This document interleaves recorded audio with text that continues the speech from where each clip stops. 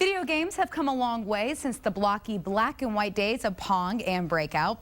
But the old arcade games have a nostalgic place in the hearts of gamers and Hollywood producers.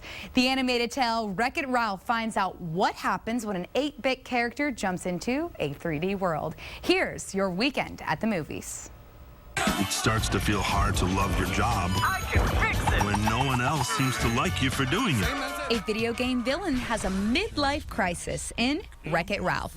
John C. Reilly is the voice of the arcade smasher who decides he doesn't want to be the bad guy anymore.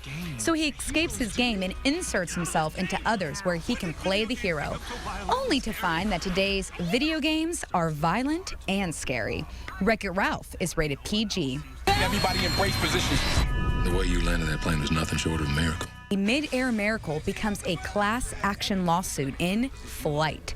Denzel Washington plays a commercial airline pilot who survives a crash, and he saves most of the passengers on his plane in the process.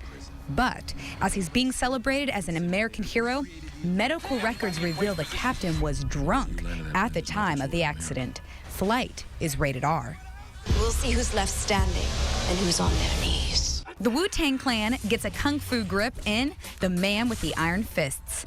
RZA, the leader of the hip-hop group Wu-Tang Clan, serves as writer, director, and star in this one. He plays a blacksmith in 19th century China, forced to make weapons for warring factions. But when the fighting engulfs his town, the blacksmith himself becomes a weapon.